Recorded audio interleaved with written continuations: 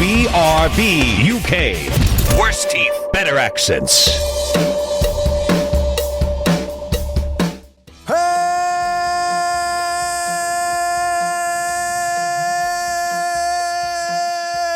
Hello and welcome to episode 554 of BRB UK.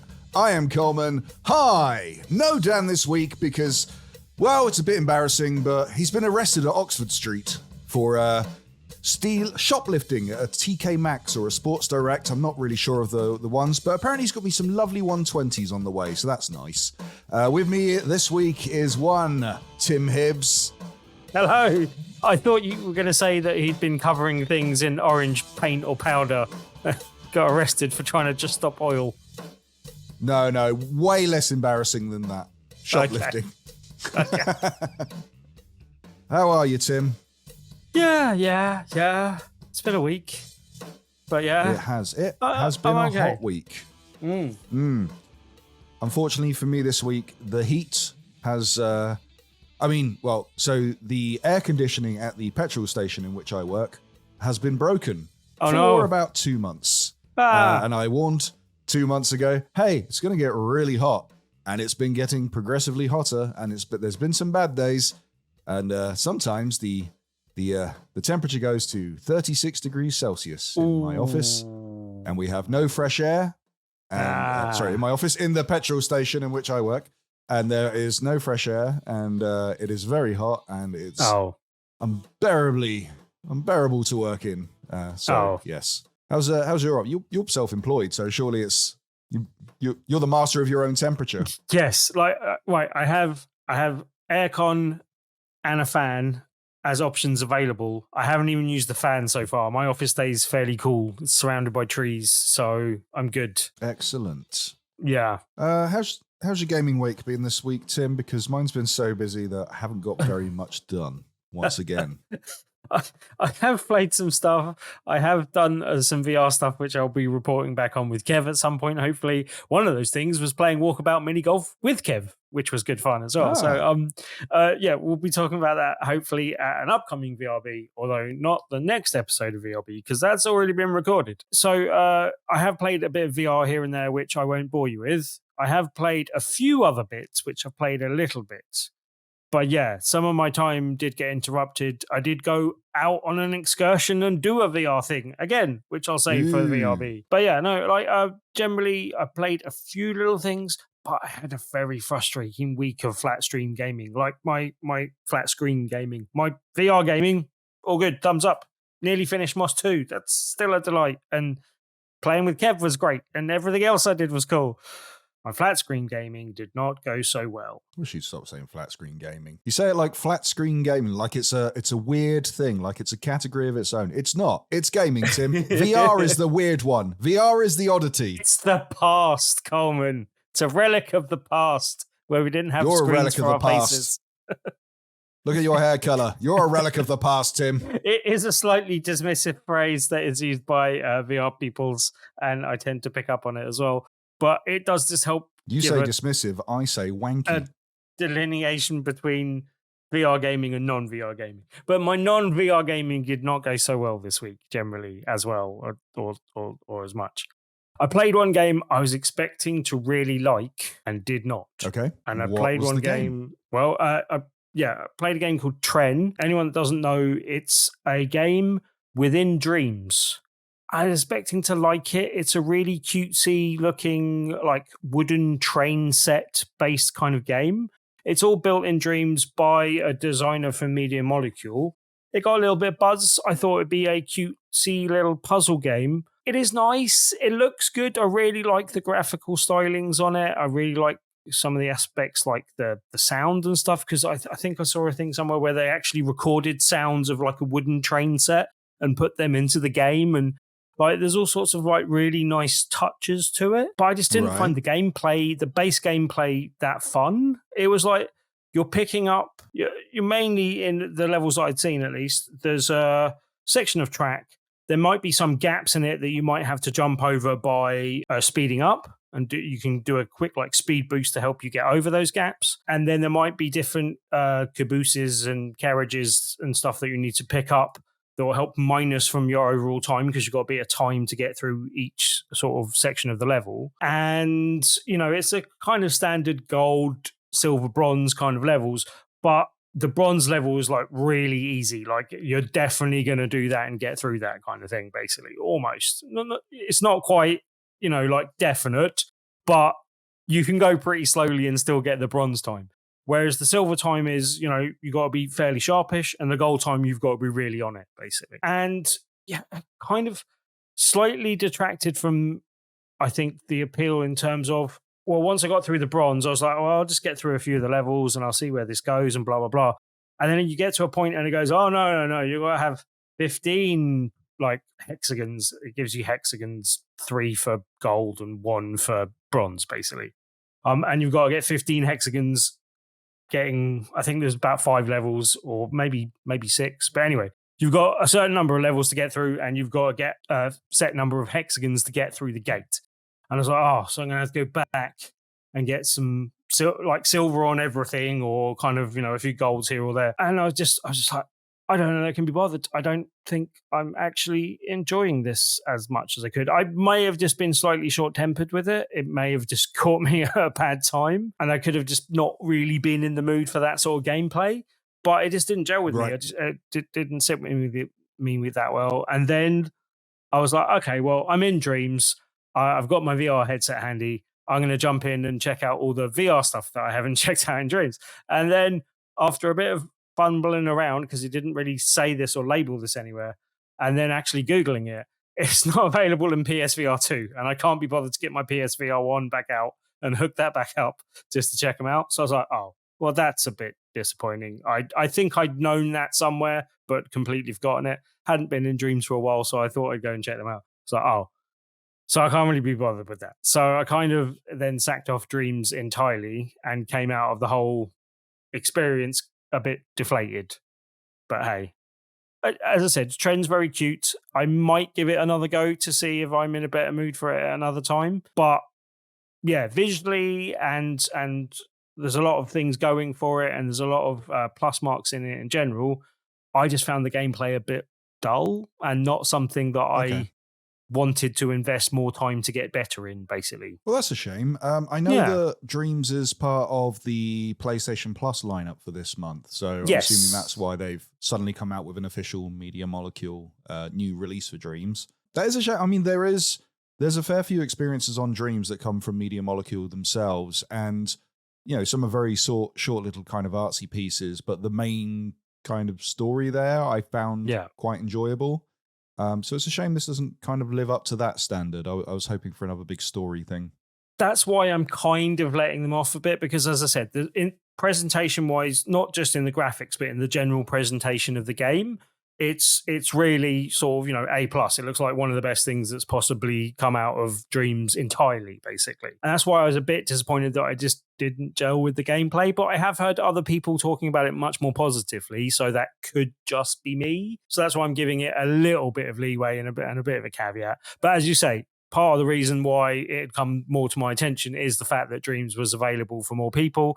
I thought it was something kind of worth reporting on Tren, and I thought I might like it. And I came away from it not liking it so much. So I thought that was a shame. That is a shame.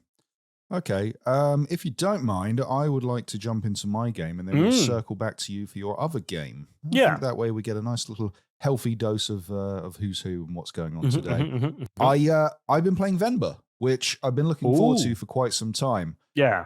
It's a very interesting looking title. It's come to the Nintendo Switch, PS5, Steam, Xbox One, and Xbox Series is via Game Pass, I believe. Yes. I, of course, am playing on the Steam Deck because I love taking my games on the go because I never have time to play things at home.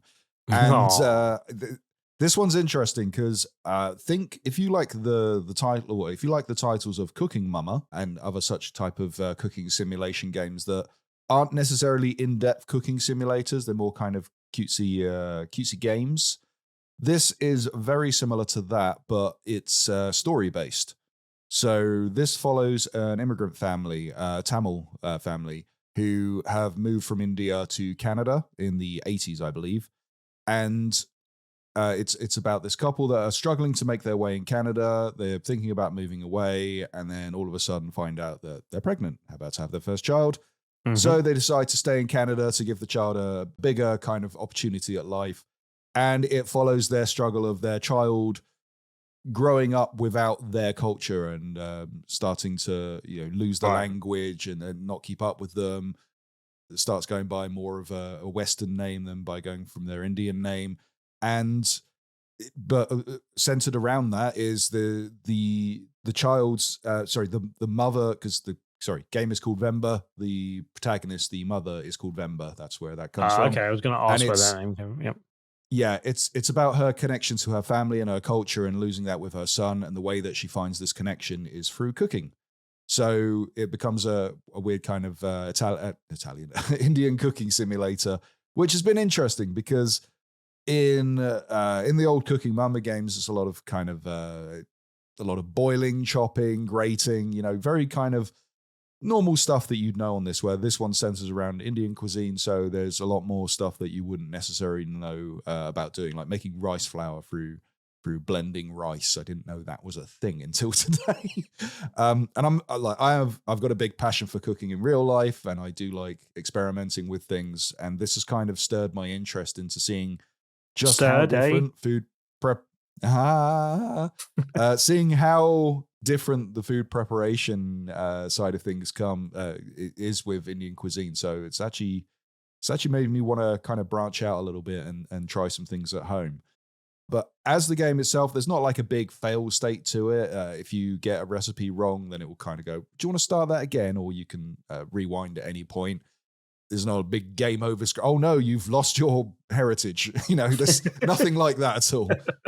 Thankfully, because it's a very kind of cutesy pastel art style, beautiful looking game, and it all works together very well. There's no voice acting. It's all done through kind of text pop bubbles, and it like really nice Indian music playing in the background, and it all comes together in quite a nice package. So, as Tim mentioned earlier, it is on Game Pass. So if you're a subscriber, then you might want to pick this up and give it a go yourself.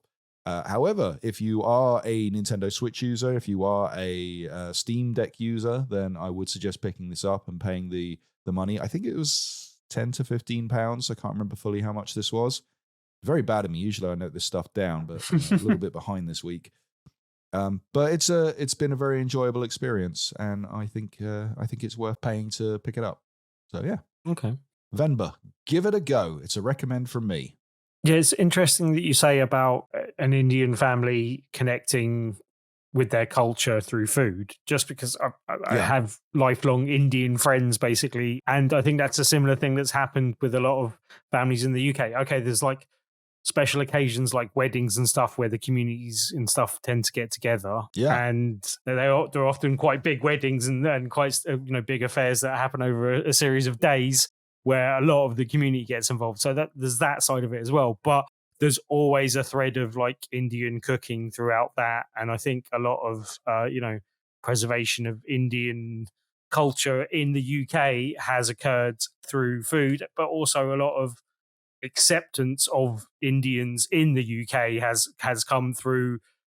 We've now got like Indian food that's quite different to what the food that traditionally had in India that is served in Indian restaurants in the UK kind of thing. So yeah, like it's a definite catalyst for the stirrings of culture through food, and that can be something that does bring people together.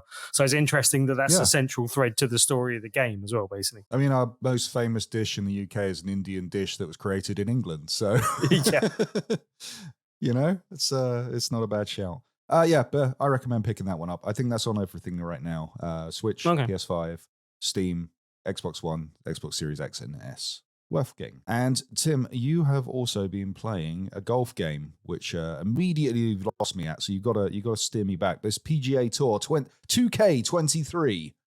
I'm not sure this will pull you back at all. If I'm going to pull you back with a golf game, it's Walkabout Mini Golf with me and Kev. That's much more fun. This is the very, very dry. If you want a very dry, boringly presentated game of golf that's very accurately PGA Tour, then this is your game. Anyone doesn't know, PGA 2K23 has been available on PlayStation Plus this month in the monthly games. I'm still not entirely sure of the best way of describing that easily, but I think everyone knows what that means. But basically, available with subscription. Yes. I mean, they're all available with subscription. And the game's been out for a while. I thought I'd download and give it a go. It's one of those things where at some point in time, and we might come back to this circle because I know there's a question I've seen ahead of time because I've been on the Discord server this week. Yeah, there's a question about perfecting games and whether particular games have been perfected. And I think we reached this point with golf and then we went too far. And we should dial it back a bit. There's two different methods of controlling this, and the most favored method for I think most people these days, and the one that seems to be the primary one pushed by this game and others like it, is stick control. So you've got the analog stick that substitutes for your club, and you can kind of angle that backwards to do your backswing and then forwards to do your forward swing. And then how straight you're doing that is how straight you'll get the shot. There's a little bit more to it than that, but that's basically it. I've never got on with those systems as well. Again, it might be because I've experienced things in VR where I have an actual golf club in my hand, or I feel like that at least. And so I almost like, in the same way that I don't like using a steering wheel in a driving game because I'm more used to using a control pad for golf, there's a way and a manner in which I relax and have a good time with a golf game, and that's usually through pressing buttons. And they've modified the way, because for years we had a 3-swing system where, you have a power bar, you can do that power bar, and then you can, add a bit of after touch and stuff in various different ways, and people have incorporated that in different ways in different golf games. But this one uses a system that I just don't like as much, and it makes the whole thing slightly less enjoyable, to the point where I've tried using the buttons, abandoned using the buttons, and gone back to the sticks because I'm actually better off with the sticks than I am with the buttons. The button does a thing where it kind of, you hold the button down and it grows out as a circle, and then you've got to let go of that at a certain point, and then you've got to press it 2 more times for like how straight it's going. And right. There's something wrong about the timing, the immediacy of like holding it down and then pressing it quickly afterwards, and then you don't get much time to react. I just don't like that as much as the old systems, and I just don't have as good a time with it. I don't know if that's something I could relax into and get better use out of, but I just found that so difficult that as I said, I've gone back to the stick system, which I don't enjoy, basically. Again, though, overall, such a snob. It's something that I might try and come back to and might persevere with just to try and get better at. Because, again, the presentation side of things and graphically speaking and stuff, it's really good. There's a whole focus on like my career, which seems to be the main playing mode. You can just play through rounds as Tiger Woods and a few other famous people, one of which you'd like, Coleman, although you won't be able to see him when he's playing golf. John Cena's in the game. John Cena is in the game with a silver baseball cap and a red top. Why does he keep getting added to video games? He's just been put in Overwatch 2 as well. Yeah, I don't know. What's going but on? It's quite funny. He's like got maximum power as well. So I can understand John Cena in golf because it's a 2K game, and obviously 2K do the WWE titles at the moment, and they've just had their last 2K WWE game was a giant John Cena theme to it, where he's the cover star. So they've probably got quite good all of that sort of models of him and stuff already. And they like doing the celebrities in 2K games, the Justin Bieber in NBA, and I remember, in fact, one of the last time I played a golf game was PS2, and it was one of the Tiger Woods titles, and I think Justin Timberlake was an unlockable character in that. But they made him like I think it's because he was in the soundtrack, but they made him like a pool shark type character who is now into golf. It was very odd. Yeah, I swear okay. there's John a Cena and basketball PGA. player. There's a basketball player in the game as well. I forget who, maybe Steph Curry. But anyway, yeah. But yeah, like Steph Curry, big in 2K. Yeah, I think he's in there as well. As I said, there's redeeming features. Like presentation wise, it's really good. Like the level of control it gives you and the options and stuff in that regard, it's really good. The one thing I don't know is whether, and this is why I did actually try John Cena and see what he was like compared to my created character, because my created character, I've got like a long way to go in like unlocking things. Like I just unlocked like one thing to do with one club, and I was like, okay, it's gonna be a long time before I've unlocked everything to one really club is see. All you need. Well, possibly. I think this may get better as my player character gets better, because John Cena seemed a little bit easier to play with, basically. And obviously, he's possibly not the best golfer in the game, you'd hope as well, kind of thing. But, like, you know, making him overpowered is reasonably funny. But yeah, like, I think I made it through like a whole round in the with the buttons, a round with the sticks. The thing I didn't like about the career mode is once you launch into the career mode, like if you mess up on the very first hole, like I did, and went like 4 over par on the first hole, that's it. You can't quit or restart or do anything. It's just like, no, got to play the whole 18 holes now. And I'm like, you're screwed. Should have played better. Get or good, you scrub. can forfeit your entry, and it's like, oh. So I shouldn't have started that quite so early. I should have probably played some rounds before I tried to jump into that, basically. But there's a decent little tutorial that sort of kicks you off, and that's why I thought I might be up to speed enough to sort of jump in. But then there's this other mode in the game, like Top Golf, which I think is a company in America that does driving ranges, if I'm correct. I don't know if they're over here. I haven't seen them myself. But it's kind of, there's a driving range mode where you get like 10 shots and you've got to hit them in certain things, and there's various different bonuses you can get for hitting them in the place that it wants you to go, sort of thing. And you can play that competitively with other players. I've only tried it in single player so far. But yeah, like that was a good kind of warm-up thing. And like presentation and stuff that's there, like the courses seem good fun. There was a Christmassy one that I ended up with John Cena, because I hadn't seen it in the other rounds that I played in the game. And yeah, other than like some of the first holes being really evil, which generally they're trying to ease you into these things, but some of them were not so fun. I like it. I just don't. It's in a similar vein to the Tren thing, and this is why it may just have been me that evening and having a lack of patience with games. But I may go back to it, but I'm not sure I can be bothered to persevere with it to get good at it enough to enjoy it more, basically. And I think I'd have to play through a lot of the My Career bit before that bit particularly got enjoyable. So yeah, like people that really like golf games have probably already played it, so I won't go on about it too much more. But yeah, like it's available, it's there for free. I'm glad I played it, I guess.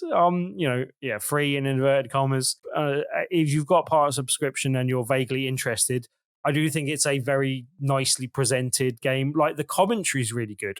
This is one of the things I found really off. Like sound design generally good, commentary like really excellent. Some of the best commentary I've heard in a sports game, like much better than most football games, much better than American football games. I think this is slightly easier, and I don't know if that will get more repetitive with time, like if similar situations lead to similar things. But it's some of the stuff and the tone and everything and stuff like that sounds really good. Sounds like he's commenting on your game type of thing.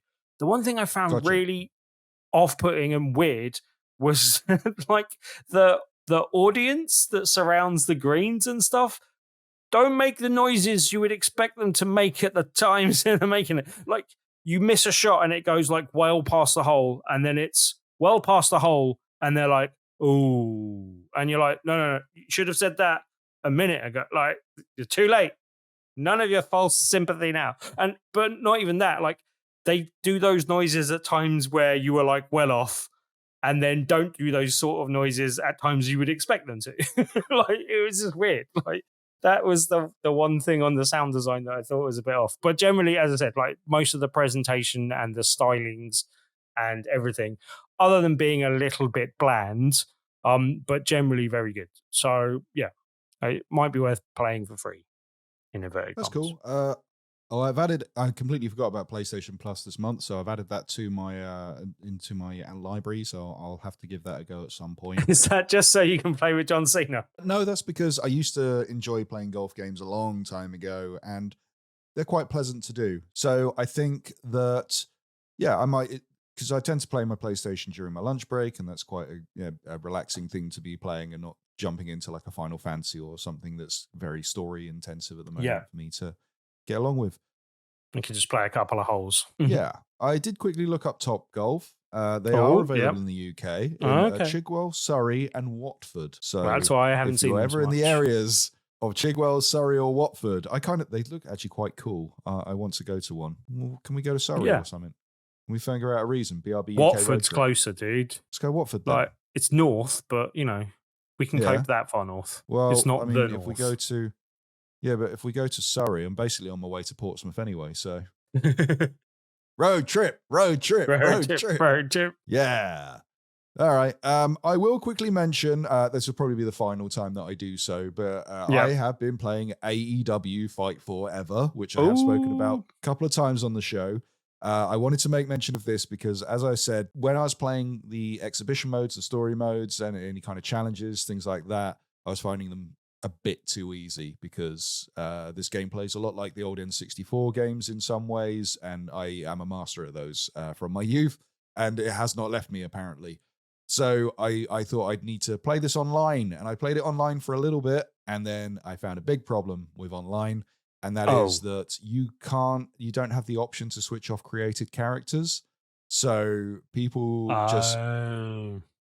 they've worked out what are the unblockable moves, like the way to cheese the game, and they've just made these characters to all have the same moves and just absolutely dominate. So it wasn't very fun doing the online, which is a very easy solution. You switch off created characters, at least in one mode maybe. So I thought I'd try with my friends because we just had WWE SummerSlam. Did my little trip down to Portsmouth, go watch it with my friends. The man called Ed and Ring the Bell's own Andrew. We played a couple of games. Don't think they were as impressed as I was with the game, especially with some. Is that because you were beating them up too much? No, I lost a couple of matches. I know for a fact they thought the exploding barbed wire death match was absolutely ridiculous, very stupid. Weren't big fans of that. But weren't big fans. I thought you meant ridiculous in a good way. Okay. No, didn't seem to enjoy it the way I did. We did a fair few wrestling purists, yeah. We did a fair few 3-way matches. Tried some different things out, and I think the general consensus is that the WWE 2K games are better, and this one isn't as good. I never said this was better. I like it as a novelty in comparison to WWE. It's something different, and it's something that I'm still enjoying. But yeah. AEW Fight Forever. Available now on most things, but apparently no one's playing on PC anymore. Don't know why. PS5 seems to be the place to go. Okay. Anywho, that is all the games we done played this week, and I think we should jump straight over to the news because we've got one big headline this week, and that is the Devolver Delayed Showcase 2023 to 2024 edition. So if you're not aware of this, basically Devolver, they put out a very slightly legally different looking Nintendo Direct in all their stylings, and go and a lot of these games you'll see on Nintendo Directs as well.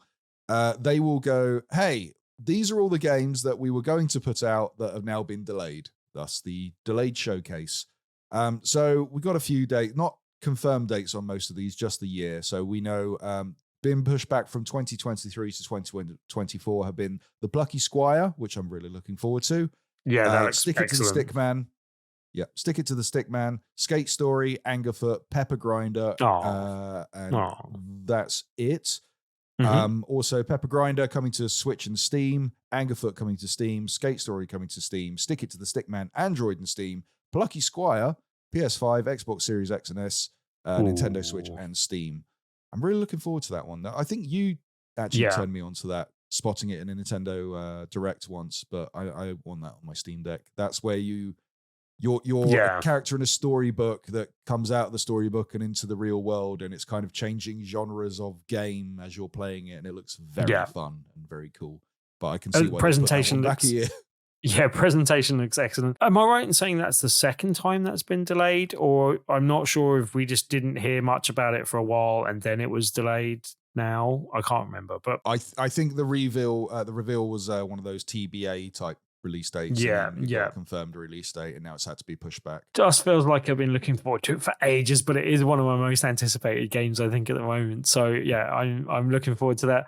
Shame that Angerfoot got put back, but also shame that it's not coming to other things other than Steam to start with as well. Yeah, to start with. And Stick It to the Stickman looks fun as well, so that was a shame. But yeah. Well, it's coming to Android as well, so I'd assume that's a pretty reasonable price. It looks pretty decent. I'm also looking forward to Gunbrella, which is coming out this year at some point on Switch and Steam. That one looks very fun, kind of platformer with an umbrella that is also a gun. That is also a gun. I don't remember me talking about it, but I played it at WASD. And yeah, it's really good. It's going to be a really good fit for the Switch and for your massive deck as well. Steam Deck. Steam Deck. I hear that's going to be a hard one to master, and that's the challenge of a platformer. Mm-hmm. Yes, a bit unforgiving. Wizard with a gun. Looks fun. Wizard with a gun. Excellent name. Looks great. Looks fun. Also coming out in 2023 for PS5, the Xbox Series is the Nintendo Switch and Steam.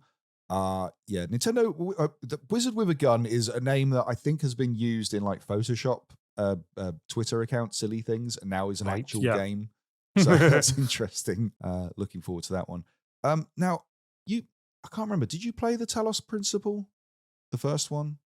I think, if I remember correctly, I was looking forward to the Talos Principle when I saw it in previews, and then it had a slightly generic name, and it was one of those, I couldn't even remember if I played it or not. I don't think I ever actually did, but I'm liking the look of this from the trailer of the Talos Principle 2, enough that I might go and actually look up the Talos Principle at some point as well.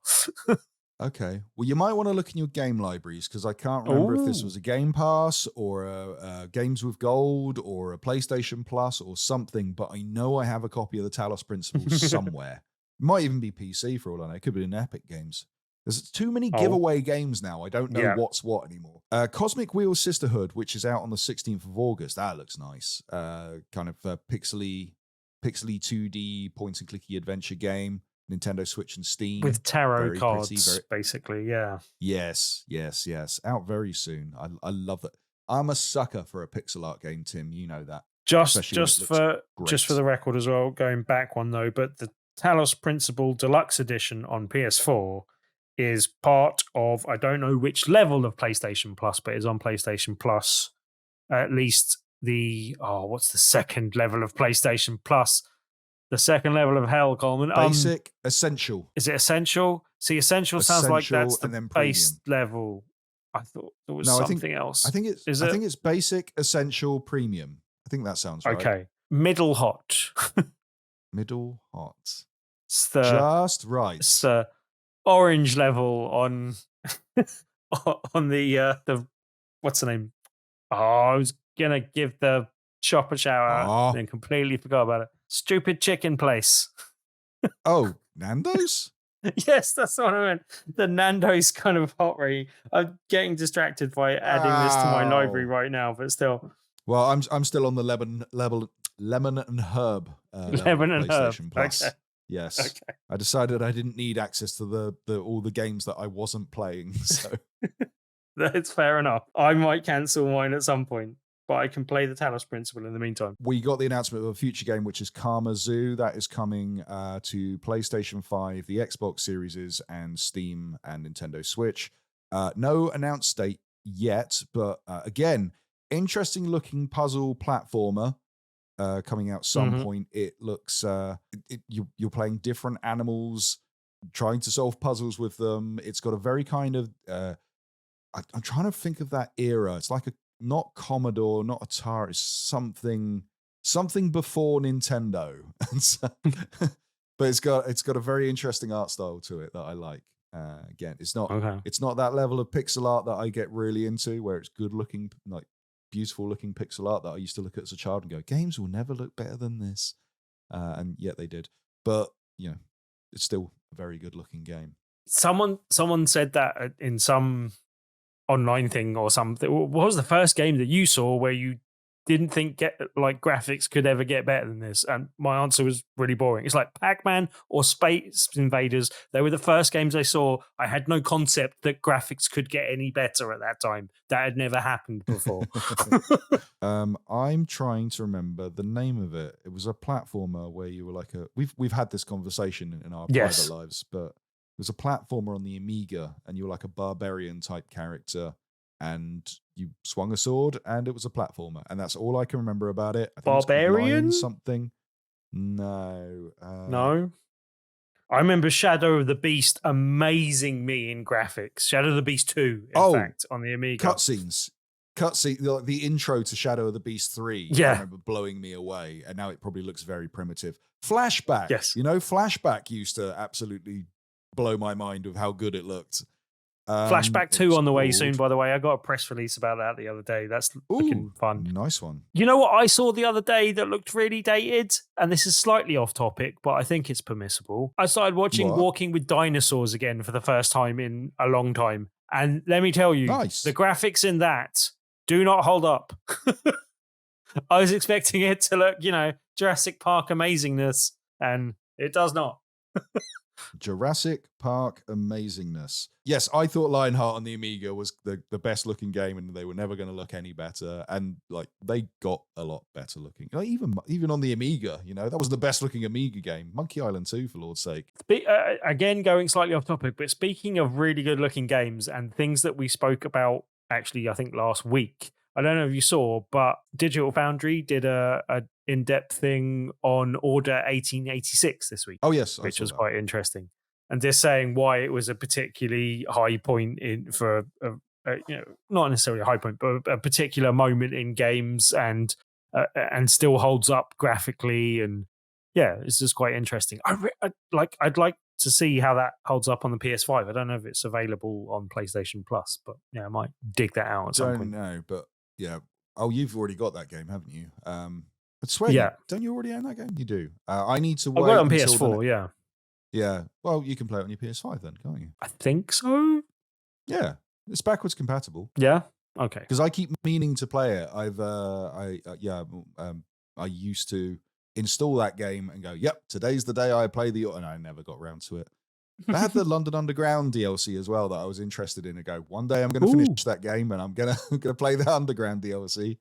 And then I think there's sequel bait at the end that's never going to happen because that studio's owned by Meta now. Ready at Dawn. Making VR games. Yeah. Moving on with the news, and there's been an update rolled out for the PlayStation 5 last week, I believe, which has added the ability to cloud game streaming on your PS5, which is available to PlayStation's Premium Plus subscribers. Premium Rush. Try say that with a mouthful of nails. No, because that would be insane. Why would you do that? And that's for select PlayStation Plus Premium subscribers. Yes. And that will allow you to, it will actually give you the option, which is something that I wish they would do on the streaming for Xbox games, Game Pass stuff. Because whenever I put that on my phone and gone, I could probably drop the resolution. There's no option to. With the PlayStation 5 streaming, you have the option to stream in 720, 1080, 1440, or 2160, which is 4K. No idea if that refers to the resolution based on graphical fidelity or if it's just measuring the resolution based on the stream itself. And it's only for a handful of games at the moment. I think there's like 10 or 12 games available for streaming at the moment. You can find a full list on the PlayStation notes.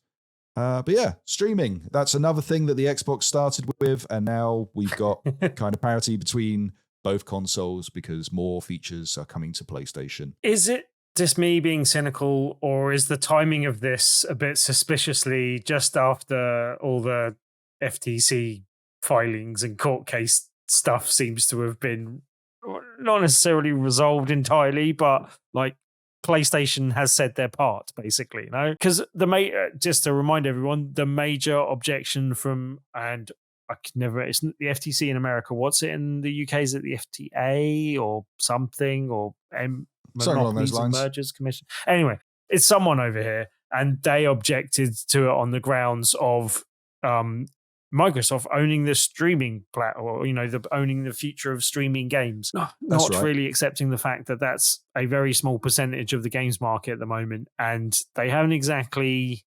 I don't know about you. They haven't wowed me with the service and the offerings that they have so far, basically. So I'm not so sure they're as dominant as they seem. No, not yet. And this was an exciting premise for me back in like the OnLive days, where in the Gaikai days, where it was like, hey, one day you won't have to go. You won't need to buy a console and you won't need to buy a game. You go out and buy a physical game or anything like that. You'll just be able to stream it directly to your TV. And then I went, in Portsmouth, with our copper wiring internet, because we're even though it's in the south, we're in the north now, of pushing out awesome boogies round.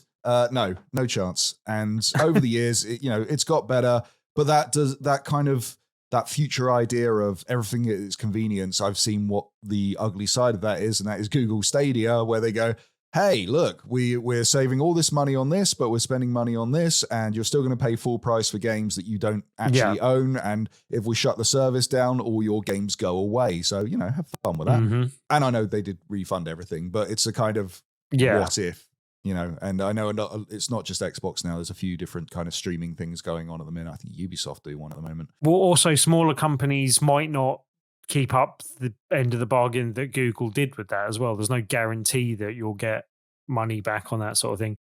But yeah, it's like you say, like there was enough pushback on the whole always online and always connected type thing, and enough. I think a lot of them were probably edge cases that you could probably get away with the majority of people getting around, possibly, certainly in the future.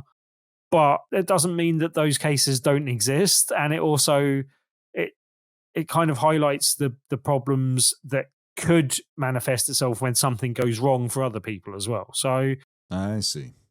I don't see this being something that most gamers will gravitate towards naturally. It's something we're going to have to be forced into, I think. Yeah. I mean, it's a novelty at the moment. It's the idea of playing your games on the go or, playing them in another room, streaming to another room, doing all that kind of stuff. I think one of the best use case scenarios, which hasn't quite worked out in my favor, is the idea of just Xbox having an app on your TV, which I do have that rolled out last year, I think. So I have the Xbox app on my TV. I tried it for a bit of fun. I played some Injustice. I went, wow, this plays like bobbins. I cannot, and I don't have a horrible internet connection. Yeah. Well, because I played Injustice on Game Pass on 5G, and I've played it on 4G, and I've played it in the office, and I've done different things. And that was all right. On the cloud beta, in fact. But then streaming from the TV, it's like, no, this just does not play well. But I think that if the internet connection is there and the bit rate is there and the service is there, I think the idea of an Xbox app and a digital service where you're not buying your games, basically what Stadia should have done, made a Netflix of games and charged you for that service rather than going pay £50 to £70 on a game that you could just lose. I think that's a much more tantalizing offer for the general user base, especially if you're like a casual gamer as well. But to play devil's advocate a little bit, we've also seen that buying into an established gaming ecosystem doesn't necessarily buy you, a long-term access to your games. Like we've seen online stores go away for 3DS and stuff like that, and people and Wii and people complain about that side of things. I think there is a limit to how long it's reasonable to ask companies to support those services, and how many people are using them obviously factors into that equation. But at the same time, like we could lose access to your library of games even without having an always online service. So especially in these days when you need to update and download and do lots of things before a game runs properly in the first place anyway. Right, we're going to move on because I know you've got a hard out today, Tim. Let's have a look at the Embracer Group, who, if you don't know, they basically own games and entertainment at the moment because they own a ridiculous amount of studios and properties. Didn't they just buy Lord of the Rings like last year or earlier this year? Yeah, I think so. Like They just own everything now. And they reportedly, there was a deal that was meant to go through a few months back that got leaked out that was worth about $2 billion that fell through. And this has caused them to have a few issues and announce that they'd have to start shutting down some of their smaller studios. One of them, the first casualty, has been Campfire Cabal, who, if you don't know, they're a development studio that was only, I think they were only actually opened in January. So it's no surprise that they've been closed down that early. They were meant to be just sort of doing, following on entries after THQ Nordic of the RPG series called Expeditions. And they were meant to work on subsequent sequels to that game and then also do support work on other titles as well.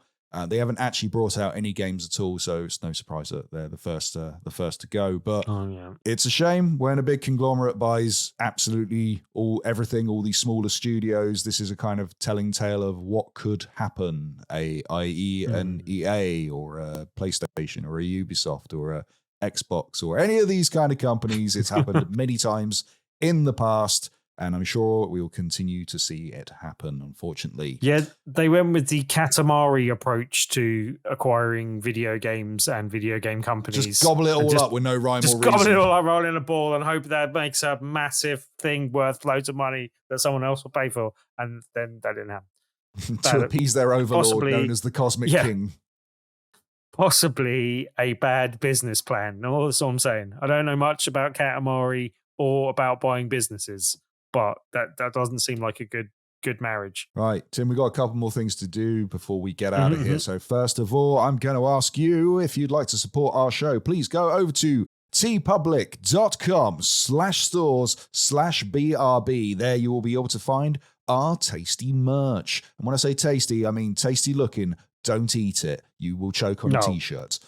We got shirts, we got mugs, we got masks, we got mouse mats, we got more mugs, we got stuff. We've got stuff and things, lots of stuff and things available for your perusal over at tpublic.com/stores/BRB. And Dan, I'd be remiss to say that we got stuff with Dan's face on it. He it's a big deal to him. He likes a saying, eating his dust, all that stuff. He loves that. All I'm saying is, sales have gone down since we brought that product out. That's all I'm saying. I'm not saying that's necessarily causation and correlation and all that, but just saying. Isn't sales went down since we accidentally put the wrong hyperlink in the show notes and accidentally gave everyone the discount that staff get? That might not have helped, but no, I just think, the face that crashed 1,000 ships. That works too. Yeah. He's like a siren to our sales. Yeah.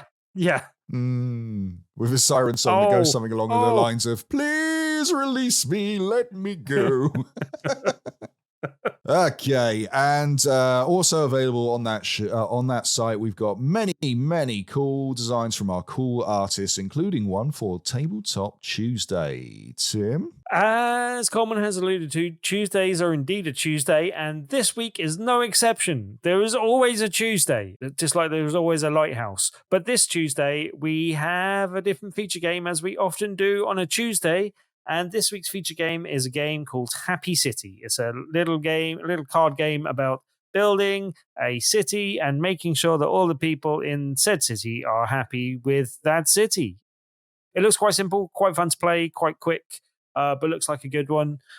Should be a fun evening of gaming. If you come along and game with us at the Loading Bar in Stoke, Newington on Tuesday, then you could win your own copy just by playing it that evening and then have a copy to go home with. There'll be a copy left in the bar from then on, so if you can't come this Tuesday, there will be a copy of the game to play from now on in the bar anyway. And that's how we end up with a library of massive games that you can come along and play. You can also, as a few people have been asking this question lately as well, you're also welcome to bring your own games, and I'll help you find some other people to play with if that's something you're interested in doing as well. Handy Tim is handy.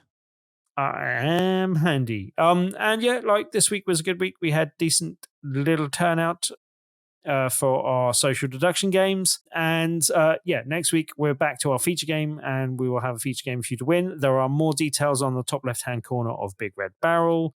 Or you can search meetup.com for Tabletop Tuesday, join the couple of thousand members there, and come along and get more details on either of those places. Or just join us on Tuesday at the Loading Bar in Stoke Newington from about 7:30. So if you're in the happy little city we like to call London, then go over to Stoke Newington and play Happy City at the Loading Bar with Tim, who's handy, not handsy. That's a different thing. Whoa. Hey, if you have enjoyed our show, then please let us know. You can do so by leaving us a review over at all the places where reviews are available for podcasts, like iTunes. They don't call it iTunes. Apple Podcasts, sorry.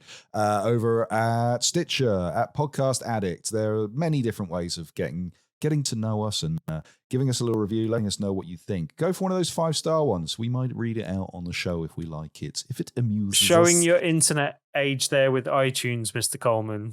Like, I know. It's because we're available on Zune as well. Zune! No, we're not. We've been off Zune for a long time, Tim. Remember the war? Anyway... You can also get in contact with the show you can go to bigredbarrel.com for a start. That's our website. That's where we host this show. We have posts for this show. We have posts for, different posts and different other shows that are available, like BRB at the moment. There'll be others. We're doing stuff. We've got things in the pipeline. But while you're there, we have a link to our Discord, which you can go to and talk to us in real time. And we have other social media sites such as Facebook, X and Threads, which are at Big Red Barrel, and YouTube, Big Red Barrel TV. Over there, you can give us comments, you can talk to us, you can give us questions if you like. Have we got time for one question, Tim? Yeah, let's go for it. All right, very quickly, our friend, the man called Ed, he says, Tim has never played Chrono Trigger? Mm-hmm. Easy question for next week's pod. What big iconic games have you never played that people would be shocked to know? If I've had a bit of time to think about this, Tim, because I always tried to dabble in the big games that everyone plays to give them a chance, but there is one that has eluded me for all of time, and I have installed many different versions and never tried it. Mm-hmm. Persona. I have never played a Persona game. I've played a bit they're of really good. Persona 4 I want to say. Golden on the Vita. Yeah. I was on that road trip with you. That's the only one I've played a bit of. But for me, I think I answered Animal Crossing. I've never played an Animal Crossing game. Ooh. Like, all right. There was a time in the world where I hadn't played Pokemon, but we corrected that at some point in time. I did put another couple of answers up on the Discord, but I can't remember what I answered now. So there you go. But yeah, well done. There's probably a few of the, I was going to say some of the platform games back in the day, but no, I played Mario and Sonic, and I played like Mario 64 and most of the kind of Marios. I just never got on with them that much, basically. I'm trying to find your answer. Oh, here you go. You've never played Resident Evil 4. Okay. I was just saying because people say that's the best Resident Evil, and that's the one I've never played any of. And League of Legends is, big PC game. There's quite a lot of PC games that elude me, things that are only on PC. StarCraft is another one. There's loads of games that I've not played that are big games. I assume this was more a type of franchise thing. I also haven't played Resident Evil 4, but I played many a Resident Evil game. Actually, do you know what? No, I played it when it came out, and it was so different to the control scheme that I was like, I don't like this. And then years later, I would play other games that had the same control scheme. Went, no, this is actually better. I should probably play these. Resident Evil 4, League of Legends, Red Dead Redemption 2, and Animal Crossing, you said. Also, there was some debate going on about Naughty Dog's games, Last of Us and Uncharted, I believe, with some other people. Yeah. Good. Okay, that is. We've got more questions. We'll save them in the backlog for next week when, hopefully Dan is back and is released from prison, and we can talk to him about the other questions. There's a good one. Have you guys bail money together, Coleman? I'm not sure I can give my half. I don't know if you can sort it out. Oh, I've got spot you, have I? Yeah. I think bad timing. He phoned you from prison, so hopefully. It's a very bad time. I don't even mention this, but I've got to move house. So let's not. Dan's put this horrible expense on me at the last minute, unfortunately. Maybe he's not back next week. Let's see what goes on. Yeah, let's see. Maybe we'll have a whip round. Thank you. Thank you for listening to this episode of BRB UK. This has been episode 554, and I have been Chaos. I might have been Tim, and we might need to print T-shirts for next week. Free Dan. Oh, yeah. Free Dan. Buy a T-shirt so we can afford Dan's bail. Free Dan! Hopefully, it all goes as well. We're all back to normal next week. Thank you for listening and for watching. If you have been watching on YouTube, like, comment, and subscribe, like it says at the end of the show every time. Yes. Yeah. Thank you for checking us out. Hopefully, we're all back next week. And until then, dear listeners, dear viewers, goodbye.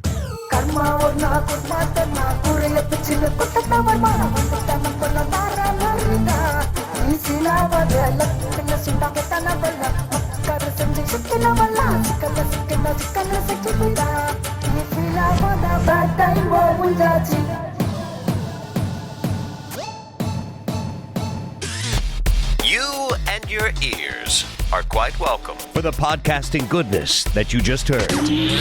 Why not roll on over to BigRedBarrel.com for more podcasts, news, reviews, and videos from the biggest, reddest site on the internet, BigRedBarrel.com. It seems a bit disturbing that the Pikmin, after defeating an enemy, carry off its corpse into the distance. I find that quite creepy. That's because that is because this is a game I thought, I always associate with being, it's quite cuddly and nice, but that's actually quite